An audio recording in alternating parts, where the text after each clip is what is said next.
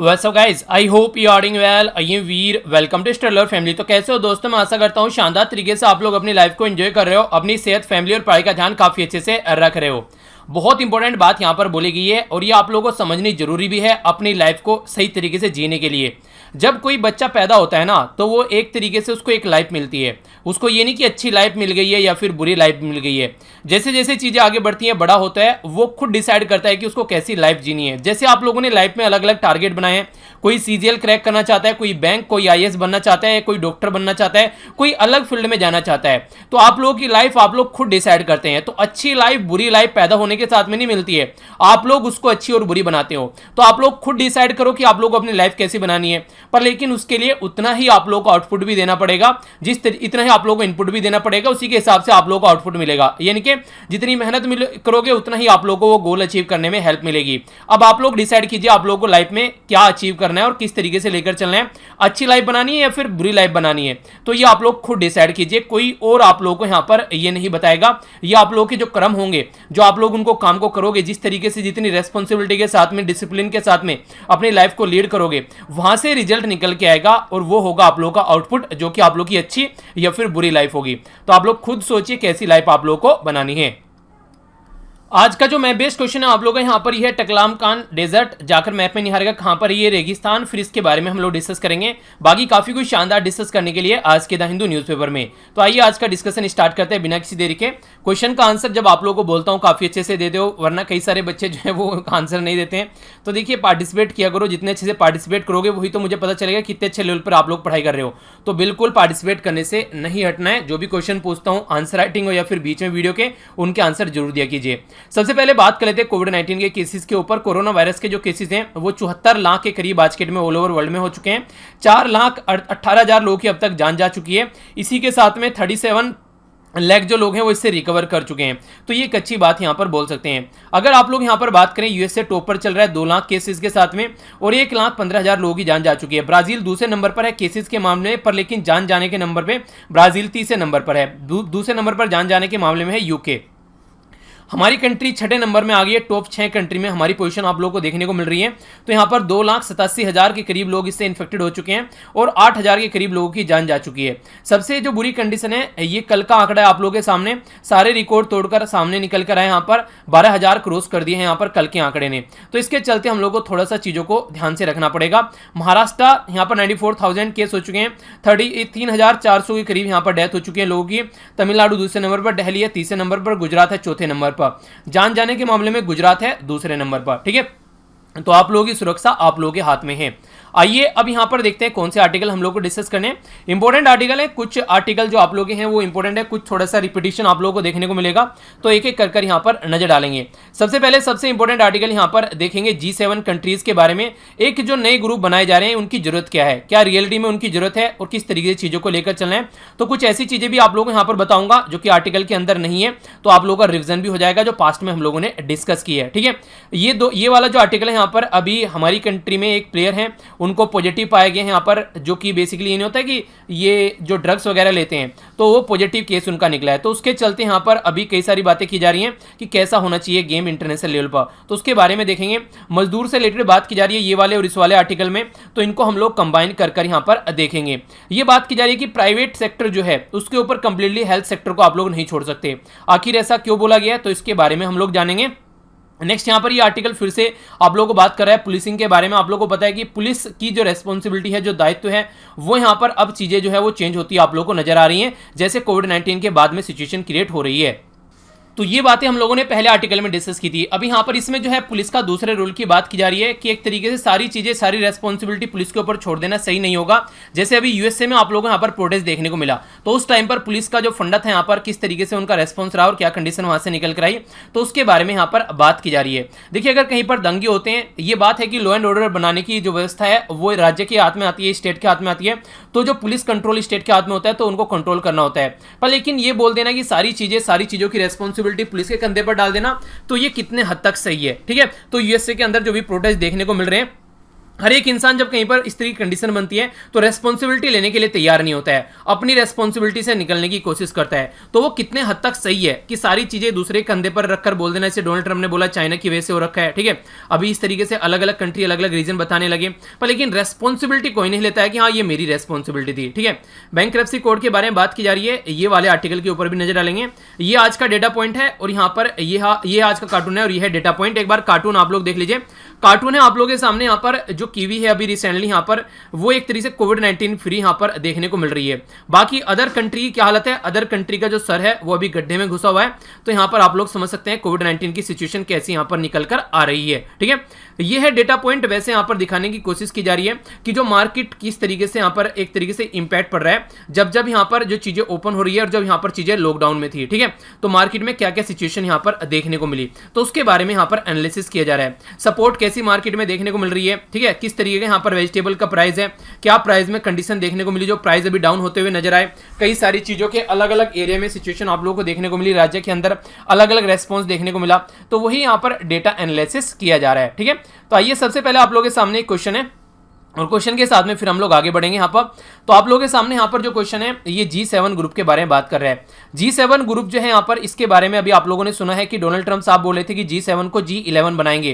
तो उससे रिलेटेड आप लोगों के सामने पहले क्वेश्चन है, आज की डेट में जिस तरीके का डिसऑर्डर है, कोविड-19 है, चाइना है, जो ग्लोबल जो एक तरीके से ट्रेड के ऊपर फोकस नहीं दिया जा रहा है, ठीक है, और बहुत सारी कंट्री के बीच में दुश्मनी देखने को मिल रही है, टेररिज्म की प्रॉब्लम है, इन्वायरमेंट की प्रॉब्लम है, क्लाइमेट चेंज की प्रॉब्लम है, साइबर थ्रेट है। तो ये सारे जो ग्लोबल इश्यूज हैं उनको ध्यान में रखते हुए यहां पर बात की जा रही है कि वर्ल्ड को एक न्यू मैकेनिज्म की जरूरत है इन सबको टैकल करने के लिए। जो पुरानी चीजें चल रही हैं उनसे हम लोग इनको टैकल नहीं कर पाएंगे, अगर उनसे टैकल कर पाते तो अब तक टैकल कर लेते, ठीक है। तो इसको आप लोग एक्सप्लेन करना है। तो देखिए एक्सप्लेन आप लोग करेंगे तो कुछ चीजें तो आप लोगों को यहां पर मैं आप लोगों को बताऊंगा इस आर्टिकल के अंदर। बाकी ये नहीं है कि जो आर्टिकल में मैं आप लोगों को बताता हूं वही चीजें बस आप लोगों को लिखनी है।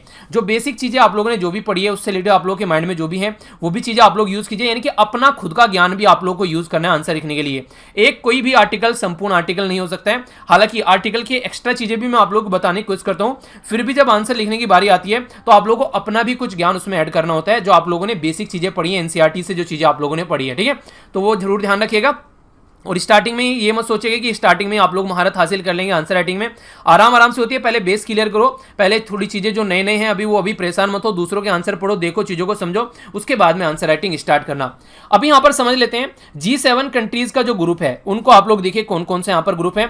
G7 कंट्री में कनाडा है, यूएसए है, यूके है, फ्रांस है, जर्मनी है, इटली है और जापान है। तो एक एशियन कंट्री भी है यहां पर। तो टोटल मिलाकर ये है G7 कंट्री। G7 कंट्री को G11 बनाने की बात की जा रही है। अब G11 किस किस को मिलाकर किया जाएगा, तो इंडिया, रसिया, साउथ कोरिया और ऑस्ट्रेलिया, यानी कि ये जो G7 है इसमें इंडिया रसिया, साउथ कोरिया आप लोगों को यहां पर देखने को मिलेगा और ये हो गया ऑस्ट्रेलिया। तो ये कंट्री यहां पर 1 2 3 और 4, तो G7 को G11 बनाने की बात की जा रही है। कई सारी कंट्री हालांकि रसिया को लेकर यहां पर सहमत नहीं है, तो बोल रहे हैं डोनाल्ड ट्रंप G7 11 नहीं तो G10 इसको बनाओ। तो ये बातें अभी देखने को मिल रही हैं, तो इसके बारे में आप लोग याद रखना। अभी रिसेंटली जो समिट होगी यहां पर G7 की वो यूएसए के अंदर होगी और हमारी कंट्री के प्राइम मिनिस्टर मोदी जी को भी यहां पर इन्वाइट किया गया है। और मोदी जी ने भी यहां पर बोला है कि जो डोनाल्ड ट्रंप है वो एक क्रिएटिव पर्सनैलिटी है और थोड़ा डिफरेंट तरीके से सोचते हैं, तो पोस्ट कोविड-19 रियलिटी में इन सब चीजों की जरूरत भी है। तो थोड़ा सा समझते हैं यहां पर ढंग से। G7 समिट जो है वो अभी यहां पर जो होने वाली थी उसको पोस्टपोन कर दिया गया, जून में होने वाली थी तो उसको पोस्टपोन कर यहां पर सितंबर के महीने में पहुंचा दिया गया है। यूएन की जो मीटिंग होगी आई थिंक उसके पैरेलल में इसको यहां पर कंडक्ट कराया जाएगा। तो ये अभी बातें इसके बारे में बताई जा रही हैं। आज की डेट में अगर आप लोग देखते हैं तो यहां पर अभी जो एंजेला मार्केल है उनके द्वारा यहां पर जो अभी यहां पर डोनाल्ड ट्रंप का डिसीजन आया, तो उसको ध्यान में रखते हुए मीटिंग को अटेंड करने से उन्होंने दूर रहना पसंद किया है। रीजन क्या है उसका, रीजन ये कि इनका मानना यह कि वहां पर बस एक फोटो अपॉर्चुनिटी होती है, जाते हैं फोटो खिंचवाते हैं और वापस आ जाते हैं। बेसिकली यहां पर एक तरीके से जो रिजल्ट निकल कर आ रहे हैं, पास्ट अगर जो मीटिंग्स आप लोग देखोगे वो अप टू द मार्क यहां पर नहीं है। पास्ट की जो मीटिंग थी मैंने आप लोगों को पिक्चर पहले भी दिखाई थी, डोनाल्ड ट्रंप की छाती पर चढ़ गए थे सारे G7 कंट्री के मेंबर। उन्होंने बोला कि तुम चाहते क्या हो, पेरिस क्लाइमेट एग्रीमेंट से तुम बाहर निकल गए, ईरान न्यूक्लियर डील से तुम बाहर निकल गए, कंट्री अगर कोई भी ऑल ओवर वर्ल्ड में कोई पैटर्न फॉलो करना चाहती हो उसको तुम सपोर्ट करने के लिए तैयार नहीं हो, आखिर तुम चाहते क्या हो, सर घूम गया है क्या तुम्हारा। तो ये सारी बातें यहां पर बताई, तो डोनाल्ड ट्रंप साहब जो है गुस्सा होकर यहां से निकल लिए। तो ये सिचुएशन जो है, तो अभी एंजेला मार्केल का भी बोलना ये है कि कोई मतलब नहीं है ऐसी मीटिंग को अटेंड करना जिसमें कोई रेस्पॉन्सिबल रिजल्ट नहीं निकल कर आता है। अगर आप लोग देखो तो यहां पर इसका एक्सपेंशन होना जरूरी है, यानी कि उसको बढ़ाना जरूरी है, एक लॉजिकल एक्सपेंशन यहां पर होना चाहिए। पोस्टपोन जब बात की जाती है सबमिट करने की तो एटलीस्ट सितंबर में इसको पोस्टपोन किया जा रहा है। तो G7 जो है डोनाल्ड ट्रंप भी ऑलरेडी बोल चुके हैं कि एक आउटडेटेड ग्रुप है, बहुत पुराना ग्रुप है जो G7 बनाया गया था। आज की डेट में कुछ नया सोचो, कुछ नई चीजों पर फोकस देकर चलो। ये G7 जैसी जो चीजें हैं ये काफी पुरानी हो चुकी है, ये खुद डोनाल्ड ट्रंप साहब बोल चुके हैं ऑलरेडी। तो इसलिए यहां पर कुछ नया सोचो ताकि जिस तरीके की प्रॉब्लम क्रिएट हो रही है उस तरीके से आप लोग चीजों को लेकर चल सको। तो G7 जो यहां पर फाउंड किया गया था वो फाउंड किया गया था 1975 में, ठीक है। तो आज की डेट में हम लोग खड़े हैं 2020 में, तो 45 साल पुराने यहां पर ये ग्रुप हो चुके हैं। तो इसके चलते थोड़ा सा आप लोग यहां पर समझना पड़ेगा। तो ये अभी इसको चलते देखते हैं क्या बोलते हैं। तो इसीलिए उन्होंने बोला है कि G7 को तो G10 बनाओ या फिर G11 बनाओ। G10 क्या बनेगा, G10 बन जाएगा अगर रसिया को हटा देंगे तो, यानी कि साउथ कोरिया, इसी के साथ में रसिया, साउथ कोरिया, ऑस्ट्रेलिया और इंडिया, इनको ऐड कर लो। अगर 11 बनाना है तो रसिया को भी ऐड कर लो, ठीक है। तो ये बातें यहां पर बोली जा रही है। तो क्या यहां पर ये चीजें पॉसिबल हो पाएगी? तो देखिए किसी भी ग्रुप में अगर मान लीजिए यहां पर अभी यूएसए के अंदर मीटिंग हो रही है तो डोनाल्ड ट्रंप इन्वाइट कर सकते हैं लोगों को कि हाँ भैया आ जाओ आप लोग, यहां पर ये मीटिंग हो रही है। ये पावर होती है चेयर करने वाली कंट्री में, जो कि कोई मीटिंग चेयर करती है। पर लेकिन इंपॉर्टेंट फैक्ट यहां पर यह कि ऐसा नहीं है कि ये सबको इनमें ऐड भी कर देंगे। ऐड करने के लिए सबकी सहमति होना जरूरी है। 3 कंट्री पर तो सहमति है पर लेकिन रसिया पर इनकी सहमति यहां पर नहीं बैठ रही है। आखिर वो क्यों नहीं बैठ रही है उसके बारे में भी हम लोग आगे बात करेंगे। तो यहां पर जो अभी रिसेंटली जो बात की जा रही है, तो यहां पर जो व्हाइट हाउस के जो डायरेक्टर हैं स्ट्रेटेजिक कम्युनिकेशन, उनके द्वारा बोला गया कि यूएसए के जो प्रेसिडेंट है वो चाहते हैं कि 5 आईज, यानी कि एक तरीके से जो 5 कंट्री हैं जिनको बोला जाता है 5 eyes, Australia, Canada, New Zealand, United kingdom और यूनाइटेड स्टेट, तो ये 5 कंट्री को 5 आई बोला जाता है। तो प्रीलिम्स में डायरेक्ट आप लोगों को क्वेश्चन पूछ लिया जाएगा तो ये 5 आई कंट्री कौन सी है? तो Australia, Canada, New Zealand, United kingdom और इसी के साथ में यह है यूएसए, ठीक है। देखिए आप लोग प्रीलिम्स के जो क्वेश्चन बनते हैं ना, या फिर प्रीलिम्स बोलता हूं तो इसका मतलब होता है ऑब्जेक्टिव टाइप पेपर, जो भी आप लोग होता है स्टेट पीसीएस की तैयारी कर रहे हैं फिर एसएससी बैंकिंग जिसकी भी आप लोग तैयारी कर रहे हैं, तो वहां पर डायरेक्ट क्वेश्चन आप लोगों के यहां से निकल के आ जाएगा बीच में से। तो इसलिए लेक्चर को ध्यान से सुना कीजिए। और ये ऐसा नहीं कि एक बार ही आएगा, बार बार रिवीजन होता रहेगा। बोला जाएगा कि अभी डोनाल्ड ट्रंप के द्वारा जो मीटिंग हो रही थी उसमें किन कंट्री को G11 में ऐड करने की बात की गई है, तो डायरेक्ट क्वेश्चन बन जाएगा। तो अगर लेक्चर ध्यान से सुनेंगे तो सारे क्वेश्चन आप लोग के कवर हो जाएंगे, बस थोड़ा सा आप लोगों को ध्यान रखना पड़ेगा। तो इनके द्वारा जब यहां पर 5 कंट्री जिसको 5 आई बोला गया है, जिसमें यूएसए, कनाडा, इसी के साथ में न्यूजीलैंड, ऑस्ट्रेलिया और नेक्स्ट अगर लोग बात करें यहां पर तो यूके हो गया। अगर आप लोग इसको मैप के बेस पर याद रखना चाहते हैं तो आप लोग इसको देख सकते हैं ताकि आप लोग इसको याद रख पाएंगे। तो सबसे पहले यूएसए, कनाडा और फिर है न्यूजीलैंड, ऑस्ट्रेलिया। देखिए यहां पर ये हो गया यूएसए और कनाडा, ठीक है।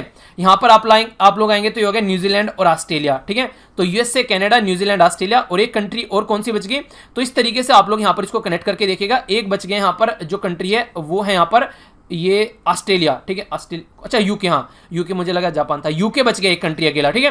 तो यूके आप लोगों का अलग हो गया यहाँ पर। तो इस तरीके से आप लोग याद रखिएगा। यानी कि कहने का मतलब यहाँ पर ये है कि देखिए 2 कंट्री तो यहाँ पर हो गई, अगर मैप से याद रखेंगे 2 कंट्री यहाँ पर हो गई, ठीक है, और एक यूके यहाँ पर हो गया। तो इस तरीके से आप लोग इनको कनेक्ट कर याद रख सकते हैं। तो ऐसे आप लोग मैप से चीजों को याद रखेंगे तो लंबे समय तक याद भी रख पाएंगे, भूलेंगे भी नहीं, और एग्जाम में आसानी से आप लोग यहाँ पर इनको चीजों को रिकॉल भी कर पाएंगे, ठीक है। तो ये किस लिए है यहाँ पर, तो चाइना का ऑब्जेक्शन है। सबसे पहले तो G7 को एक्सपेंड किया जा रहा है, ठीक है। तो इंडिया का कोई मतलब ही नहीं है उससे दूर रहने का, इंडिया इसका पार्ट बनेगा। तो G7 समिट जो है वो यहाँ पर अटेंड की गई इंडिया के द्वारा पहले भी। तो आप लोगों को कंफ्यूजन में माना जाए कि अभी रिसेंटली बहुत ज्यादा न्यूज में यार अभी अटेंड किया गया, नहीं, पहले भी यहाँ पर ऐसा हुआ है, ठीक है। वही तनवेट्स मनु वाली बात, पहले भी ऐसा हुआ है। तो पहले भी इनके द्वारा यहाँ पर मीटिंग अटेंड की गई है। तो ये बात आप लोग याद रखेगा। इंडियन प्राइम मिनिस्टर जो है वो गेस्ट रहे यहाँ पर, जो कि खासकर जो फ्रांस में समिट हुई थी G7, जिसको बेट समिट के नाम से भी आप लोगों ने जाना है। तो यहाँ पर भी इंडिया को इनवाइट किया गया था। इसी के साथ में किसको इन्वेस्ट किया था, ऑस्ट्रेलिया, बुर्किना फासो, यहां पर चिली, इसी के साथ में यहां पर ये हो गया Egypt, Rwanda, Senegal, Spain, south Africa. तो ये भी कंट्री यहां पर स्पेशल इनवाइटेड थी जब यहां पर फ्रांस के अंदर ये समिट हुई थी। तो ऐसा नहीं कि इंडिया को ही यहां पर प्रिविलेज दिया जा रहा है। एक कंट्री जहां पर मीटिंग होगी वो अपनी कंट्री के साथ में जिसके रिलेशन अच्छे समझते हैं उसको वहां पर इन्वाइट कर सकती है। तो ये उस कंट्री के ऊपर डिपेंड होता है। जब यहां पर स्टार्टिंग में ये ग्रुप बनाया गया उस टाइम तक थोड़ी चीजें सही थी, पर लेकिन इसको बोला गया कि ये अमीरों का ग्रुप है। मैंने अभी आप लोगों को बताया कि 1975 में इसको बनाया गया, तो 70s में इसको बोला गया कि ये अमीरों का ग्रुप है, क्योंकि कंट्री ऐसी थी यहां पर Canada, France, Germany, Italy, Japan, UK, ये सारी कंट्री थी यहां पर। फिर आगे चलकर जब इसमें चीजों को आगे लेकर चला गया तो यहां पर ये एक तरीके से जो इनिशिएट किया गया यूएसए के प्रेसिडेंट बिल क्लिंटन और जो ब्रिटिश प्राइम मिनिस्टर थे टोनी ब्लेयर, उनके द्वारा यहां पर G7 को G8 बनाया गया। तो बहुत इंपॉर्टेंट क्वेश्चन बन जाएगा। देखिए बनाया गया था इसको 1975 में, फिर इसको 1998 में यहां पर इसको G8 बनाया गया, जब रसिया फेडरेशन को इसमें ऐड किया गया, यानी कि काफी ज्यादा बाद में जाकर यहां पर रसिया ऐड हुआ। और फिर 2014 में क्रीमिया इश्यू जब इसके द्वारा सामने निकाल कर लाया गया, यानी कि यूक्रेन का जो पार्ट था क्रीमिया, उसको रसिया ने हड़प लिया, तो उसके चलते फिर यहां पर ये अलग फंडा हो गया। तो ये आप लोगों को काफी इंपॉर्टेंट फैक्ट है जो कि पता होना चाहिए। तो G7 जो है उसकी कुछ लिमिटेशन है, स्टार्टिंग से अगर आप लोग इसको देखोगे तो वो लिमिटेशन के बारे में बात करते हैं। G7 कंट्री जो है आज के डेट में अगर आप लोग देखें 2007-8 में जब इकोनॉमिक स्लोडाउन आया तब ये चैलेंज को यहां पर एक तरीके से टैकल नहीं कर पाए, यानी कि पास्ट में कई बार फेल हो चुके हैं। फिर G20 आया, G20 में बहुत सारी कंट्री ऐड हो गई, तो उसने कॉन्फिडेंस लाया, उसने चीजों को थोड़ा संभाला। यानी कि G7 की जो कंट्रीज हैं वो सिचुएशन को टैकल करने में एक तरीके से अनसक्सेसफुल रही पास्ट में भी। G7 के बारे में अगर आप लोग बात करते हैं तो उनके चलते यहां पर कोविड-19 पैंडेमिक को भी ढंग से टैकल नहीं कर पाए यहां पर, ये आप लोगों ने देखा, जिसकी वजह से सारा जो चीजें हैं वो एक तरीके से जो प्रॉब्लम में आ गई। क्लाइमेट चेंज की बात कर लीजिए, और भी दूसरे मुद्दे हैं, उनको ये ढंग से टैकल नहीं कर पाए। इसी के साथ में कई बार बोल चुके हैं कि फॉसिल फ्यूल यानी कि जो कोयला वगैरह है इन पे सब्सिडी हटाना बंद करेंगे और यहां पर रिन्यूएबल एनर्जी पर फोकस करेंगे, वो भी ये ढंग से अब तक नहीं कर पाए। इसीलिए G7 कंट्री अकेले 59% या फिर मोटे मोटे तौर पर बोल सकते हैं आज के में यूएन के 193 मेंबर हैं, उसमें से ओनली 7 कंट्री ऐसी हैं जो 60% जो कार्बन डाई एमिशन करती हैं, यहां पर कार्बन डाइऑक्साइड का एमिशन अगर 18 से 50 से लेकर 2010 तक के बारे में बात करें, twice more CO2 than the entire African continent, यानी कि अफ्रीकन कॉन्टिनेंट में दुनिया भर की कंट्री है तो उसका 2 गुना ये अकेले एमिशन करती है 7 कंट्री। तो ये समझ सकते हैं कि आप लोग कितनी अय्यासी भरी जिंदगी यहां पर जी जाती है। तो इसलिए यहां पर कोई भी प्रॉब्लम का सॉल्यूशन नहीं निकाला। इसीलिए जो जर्मनी की चांसलर है उनके द्वारा बोला गया कि कोई मतलब नहीं है जाकर फोटो खिंचाना और वापस आ जाना, क्योंकि सॉल्यूशन प्रॉब्लम का यहां निकल ही नहीं रहा है, तो इसलिए इसका पार्ट बनने का कोई मतलब बनता नहीं है। इसी के साथ में बात करें अगर न्यू इंस्टीट्यूशन के बारे में, तो बात की जा रही कि जैसा डिसऑर्डर चल रहा है ऑल ओवर वर्ल्ड में, जैसी ग्लोबल इकोनॉमी आप आज के डेट में देखने को मिल रही है कोविड-19 के चलते, तो वाइड स्ट्रेस एक डिस्ट्रेस देखने को मिल रहा है, यानी कि जनता टेंशन में है। तो एक नए किसी इंस्टीट्यूशन की जरूरत है, नए एक किसी पैटर्न की जरूरत है। तो इस तरीके की कॉम्प्लेक्स सिचुएशन बनी है, तो एक मल्टीलेटरलिज्म की बात यहां पर होनी चाहिए और इसी के साथ में एक सोल्यूशन यहां पर निकल कर आना चाहिए जो कि आज के डेट में प्रॉब्लम है उस सबको टैकल कर सके। थोड़ा सा आप लोग समझिए एक बार, यहां पर एक साइड में आप लोग बोलते हैं बायलैटरल। बायलैटरल का मतलब होता है जब दो पार्टी, दो कंपनी, 2 पर्सन मिलकर काम करते हैं तो उसको बायलैटरली आप लोग बोल देते हैं, तो फिर यहां पर सॉल्यूशन निकलता है। एक होता है मल्टीलेटरली। मल्टीलेटरली मतलब एक तरीके से जब कई सारी कंपनी, कई सारी कंट्री, कई सारे जो ग्रुप मिलकर काम करते हैं किसी पर्टिकुलर मुद्दे के ऊपर, तो उसको मल्टीलेटरल बोलते हैं। तो आज की डेट में ज्यादा फोकस बायलैटरल चीजों के ऊपर चल रहा है, जबकि प्रॉब्लम है ऑल ओवर वर्ल्ड में, तो मल्टीलेटरल सॉल्यूशन होना चाहिए। इसका क्या रीजन है ऐसा बोलने का? मेरा ऐसा बोलने का रीजन यहां पर ये, मान लीजिए आज की डेट में कोविड-19 के साथ में लड़ना है, फ्रांस और जो यूएसए और जो यूके, जो कनाडा है और यूएसए है, वो बोलेंगे हमने एक स्ट्रेटजी बना ली है कोविड-19 के साथ में लड़ने के लिए। अब यहां पर यूके और आयरलैंड बोले कि हमने एक स्ट्रेटजी बना ली है। अब यहां पर इंडिया और पाकिस्तान मिलकर बोले कि हमने एक स्ट्रेटजी बना ली है, ठीक है। चाइना और मंगोलिया मिलकर बोले कि हमने एक स्ट्रेटजी बना ली है। और जबकि यहां पर अगर आप लोग देखोगे तो छोटी छोटी बहुत सारी स्ट्रेटजी हो जाएंगी, और ये है ग्लोबल प्रॉब्लम जिसको टैकल करना है। एक कंट्री अलग स्ट्रेटजी बना के चलेगी तो कैसे काम चलेगा, ठीक है। तो सबको एक कॉमन स्ट्रेटजी लगभग बनाकर चलनी पड़ेगी और फिर अपने लेवल पर, यानी कि बेस कम से कम कॉमन होना चाहिए कि हाँ कोविड-19 को कैसे टैकल करना है। बाकी सब अपने अपने एरिया में थोड़ा चेंज कर सकते हैं इसको। ये बिल्कुल ऐसे है जैसे राज्य के बारे में बात करें, कोविड-19 के साथ में लड़ने के लिए क्वारंटीन की फैसिलिटी किसी राज्य में कुछ है और किसी राज्य में कुछ है। कम से कम क्वारंटीन तो उतना ही होना चाहिए ना, जब बीमारी ऐसी है, सारी एक जैसी बीमारी है, पर लेकिन वो भी प्रॉब्लम यहां पर एक अलग पैटर्न में निकल कर आई। तो ये चीजें भी नहीं देखने को मिली, उन कुछ चीजों को भी नहीं समझा गया। तो इसका क्या मतलब हो गया? इसका सीधा सीधा मतलब ये हो गया कि बहुत सारे उल्टे सीधे यहां पर पैटर्न निकल कर आएंगे अगर बायलैटरली आप लोग चीजों को लेकर चलोगे। तो इसलिए मिलकर सॉल्यूशन निकालो, तब ज्यादा बेटर सॉल्यूशन आप लोग निकाल पाओगे। इंटरनेशनल जो इंस्टीट्यूशन है वो आज की डेट में अगर आप लोग देखिए जो टास्क है उनकी अनइक्वल है, जैसे अभी मैंने आप लोगों को बताया। इसी के साथ में आज के डेट में जो हेल्प नहीं कर रहे हैं जो चीजें हैं उसको टैकल करने के लिए, ठीक है। जो नई मैकेनिज्म है उसका थोड़ा सॉल्यूशन यहां पर लेकर चलना पड़ेगा। अगर आप लोग यहां पर बात माने, जो 7 जो फ्यूचर लीडिंग इकोनॉमी जैसे Germany, Japan, UK, France, Mexico, तुर्की, साउथ कोरिया, ऑस्ट्रेलिया, अगर इस तरीके से आप लोग देखते हैं तो प्लस यानी कि एक तरीके से 7 तो ये हो गई और प्लस इनके साथ में इनको ऐड कर दो आप लोग, ठीक है। ये वाली कंट्री अगर आप लोग ऐड कर दो यहां पर, तो इस तरीके से यहां पर आप लोग देखो कि कंडीशन जो है वो एक तरीके से एक मल्टीलेटरल वर्ल्ड के द्वारा सुधारी जा सकती है। पर लेकिन जो ये ग्रुप बनाने की बात की जा रही है और कई बार इनको इनवाइट किया जाता है, मान लीजिए इनको G7 को G11 बनाना है। अब डोनाल्ड ट्रंप तो G11 बनाना चाह रहे हैं, मान लीजिए कल को जो अभी तो यहां पर इनकी जो पार्टी रिपब्लिकन है, कल को डेमोक्रेट्स की पार्टी जीत कर आ गई ओबामा वाली, तो क्या होगा?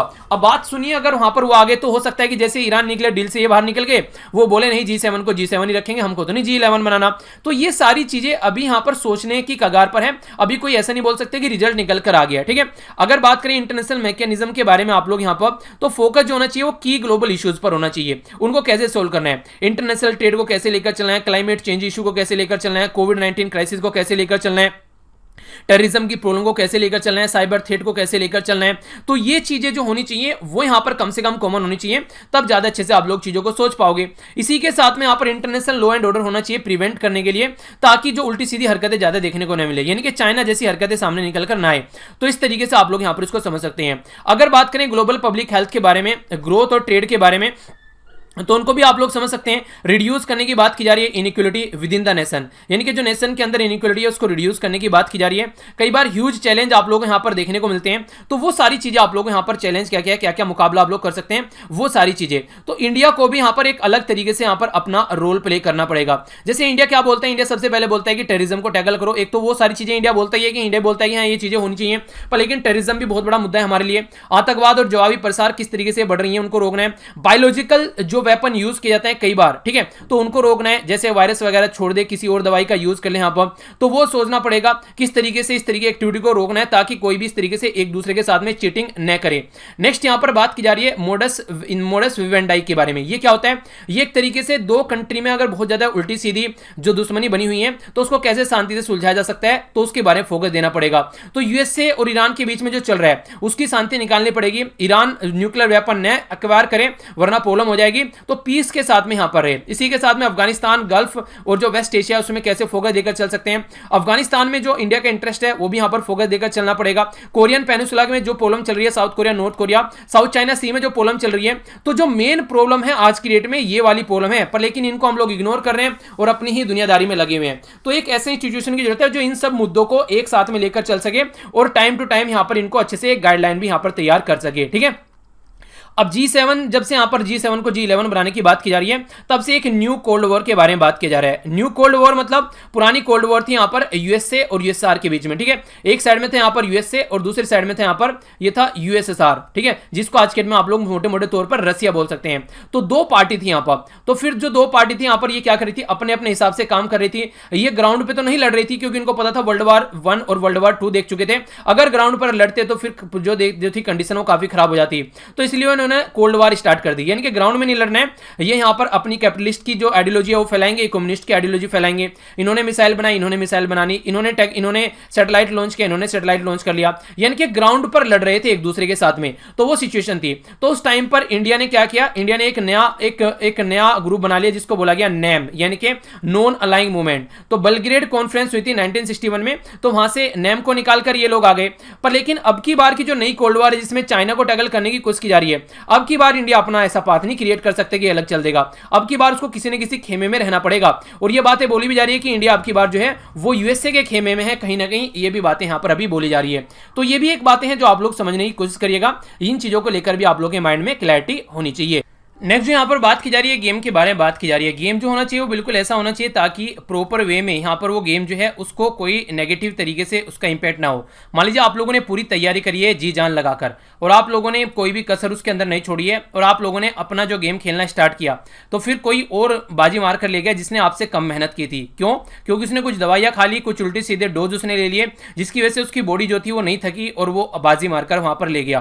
तो ये चीजें अगर आप लोग देखोगे तो गेम का फिर मतलब कोई रह नहीं जाता है, क्योंकि गेम के अंदर जो लोग अपने आप को झोंक देते हैं, अपनी पूरी पावर, अपनी पूरी जिंदगी लगा देते हैं उसके अंदर, तो तभी होगा अगर वो क्लीन एंड क्लियर रहे, यानी कि जो मेहनत करे उसकी मेहनत का फल उसको मिले। पर ऐसा देखने को कई बार नहीं मिलता है।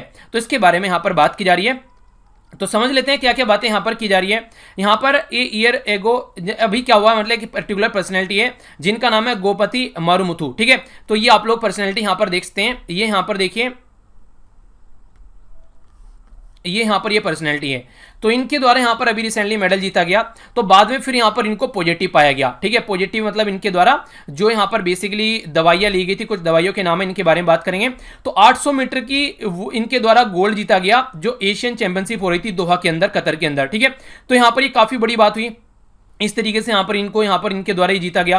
पर लेकिन फिर आगे चलकर जब चीजें देखने को मिली तो यहाँ पर टेस्ट पॉजिटिव पाया गया, कुछ ऐसे सब्सटेंस इनकी बॉडी में पाए गए और 2 बार इनको पॉजिटिव पाया गया, ऐसे सब्सटेंस इनकी बॉडी में पाए गए कि यहाँ पर एक तरीके से कि जिनको बैन कर रखा था, यानी कि ये चीजें पॉसिबल नहीं है। अगर इनको लेकर आप लोग दौड़ोगे तो इसका मतलब ये कि आप लोग कंपीट नहीं करोगे दूसरे के साथ में, दूसरे से बहुत ज्यादा आगे आप लोग निकल जाओगे।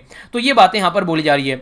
तो इसके चलते इंटरनेशनल डिसिप्लिनरी जो ट्रिब्यूनल है उसके द्वारा पनिश करने की बात की गई है जो 31 ईयर ओल्ड यहाँ पर ये खिलाड़ी हैं इनको, और इसी के साथ में जो एशियन गोल्ड इनको यहां पर मिला है, जो यहां पर ये गोल्ड मिला है, ये भी इनसे छीनने की बात यहां पर की जा रही है। यानी कि एक तरीके से ये गोल्ड उसको मिलना चाहिए जिसके द्वारा ये मेहनत की गई है, क्योंकि यहां पर गलत तरीके से इसको यहां पर जीता गया। तो इनका नाम भी आप लोग यहां पर याद रखते हैं, जैसे कि यहां पर ये है 19 नोरोन नेस्ट्रोन, तो यहां पर इसको 19 Na के नाम से जाना है और इसको यहां पर नेंडरोलन, ठीक है। तो ये बेसिकली जो प्रोहिबिट की जाती है इनको, तो उसके बारे में यहां पर बातें की जा रही हैं। तो इसके बारे में थोड़ा सा हम लोग को समझना पड़ेगा कि कितना गलत तरीके से यहाँ पर चीज़ों को यूज़ कर इस तरीके से यहाँ पर चीज़ें देखने को मिली। तो सबसे पहले यहाँ पर 2 एजेंसी के बारे में आप लोगों से क्वेश्चन बन सकता है। जैसे सबसे पहले यहाँ पर बात करते हैं हम लोग वाडा के बारे में, इसको बोलते हैं world anti doping agency. World anti doping agency जो है यहाँ पर ये फाउंड की गई थी, जो इनिशिएट किया गया था यहाँ पर इसका फॉर्मेशन एक तरीके से इंटरनेशनल ओलंपिक कमेटी जो बेस है कनाडा के अंदर, ताकि जो ड्रग का यूज़ करके जो प्लेयर यहाँ पर खेलते हैं उस ड्रग के यूज़ को यहाँ पर रोका जा सके। और वर्ल्ड एंटी डोपिंग जो कोड है यहाँ पर उसको तैयार किया गया ताकि प्रॉपर वे का गेम यहाँ पर देखने को मिल सके। तो 1999 में यहां पर इस बॉडी को बनाया गया था। तो ये जो बॉडी है मॉन्ट्रियल जो क्यूबिक में आज के डेट में हेडक्वार्टर कनाडा में इसका देखने को मिलेगा। तो आज की डेट में इसके बारे में याद रखिएगा, ठीक है।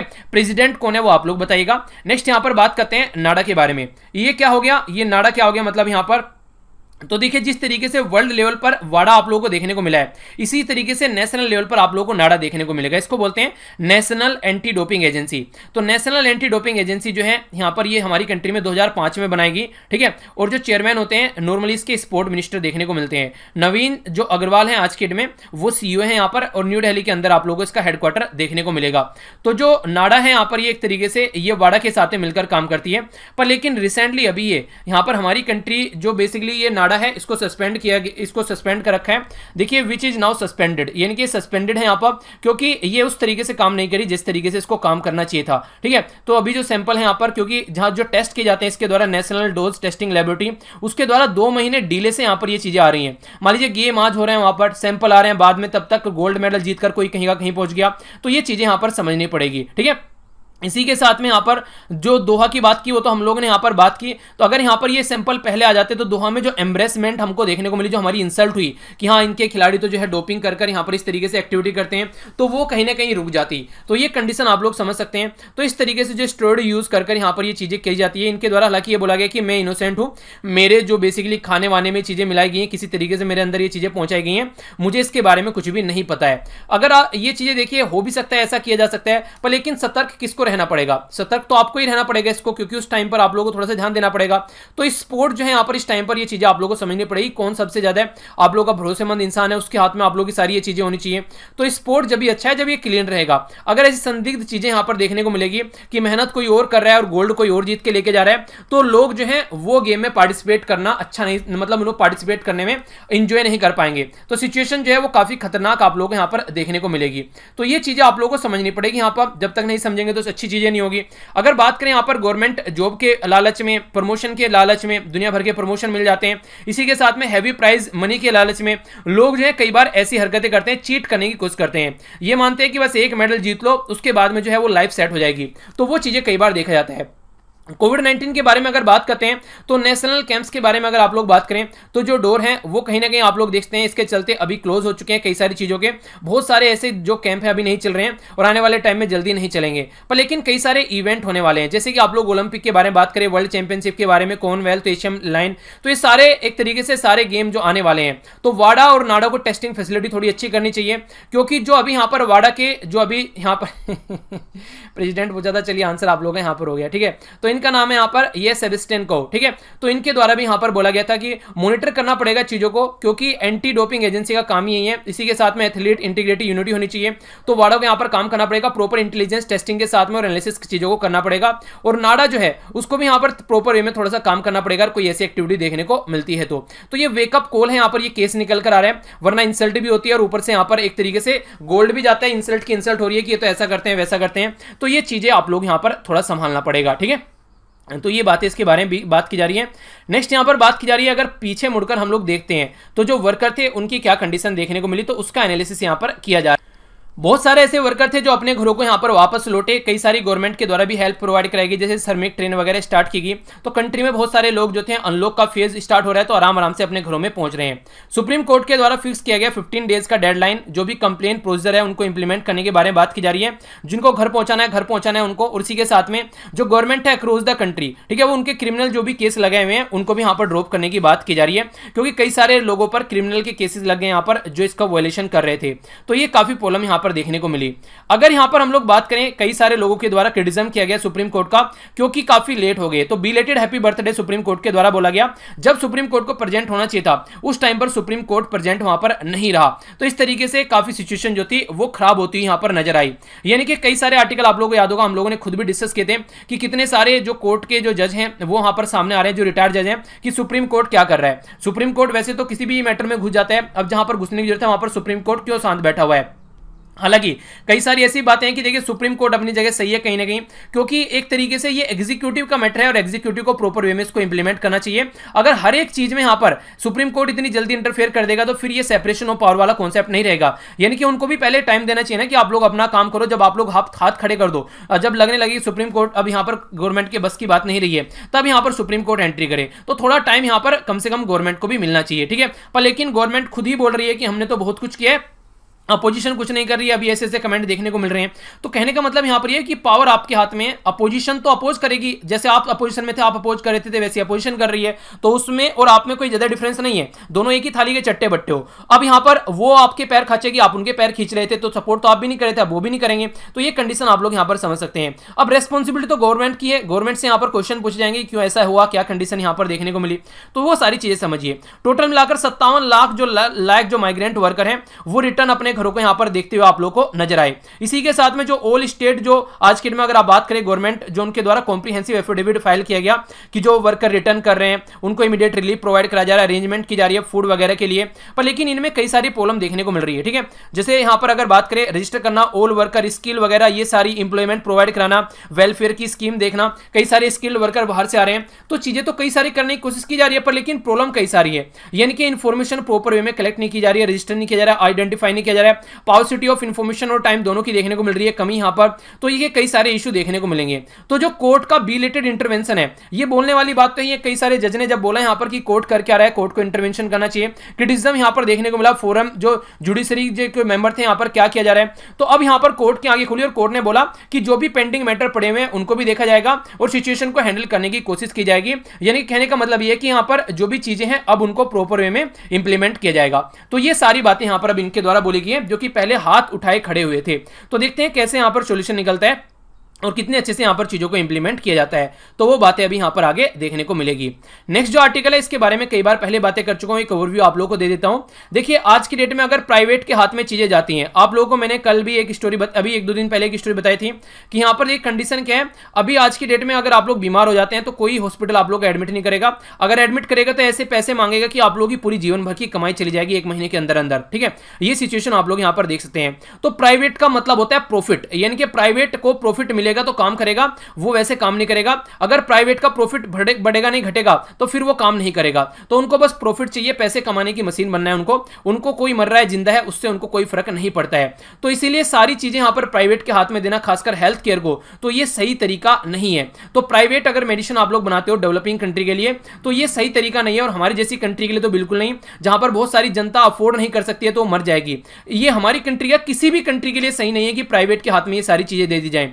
जहां जहां प्राइवेट का आप लोग इंटरफेयर देखने को मिलता है वहां सबसे पहले पैसे की बात की जाती है, उसके बाद में चीजें आगे बढ़ती हैं। तो ये चीजें आप लोगों को यहां पर अंडरस्टैंड करनी ही करनी पड़ेगी कि हाँ सिचुएशन को यहां से कैसे टैकल करके चलना है। तो ये बातें हैं इसके बारे में कि प्राइवेट रहेगा तो प्रॉफिट के बारे में बात करेगा, वो उसको बस प्रॉफिट चाहिए। आप लोगों ने गब्बर इज बैक मूवी देखी होगी, वहां पर मतलब लाश को भी तब यहां पर रिटर्न करते हैं, डेड बॉडी को, जब तक यहां पर उनका पैसा नहीं मिल जाता है। तो वो हद तक वहां पर जाकर काम करते हैं। मैं ये नहीं कह रहा हूं कि वो गलत है, अपनी जगह उनको पैसा नहीं लेना है, पैसा लेना चाहिए, पर लेकिन कुछ तो यहां पर एक तरीके से चीजें देखनी चाहिए। वो अलग तरीके से मरे हुए इंसान के ऊपर कई दिनों तक ऑपरेशन चलाए जा रहे हैं कि हाँ ताकि पैसे बैठते रहे, और जब इंसान मर जाता है तो फिर ये पैसा तो हो ही गया, वो तो हो ही गया, ऊपर से वैसा भी पैसा बैठते हैं वहां पर, ठीक है।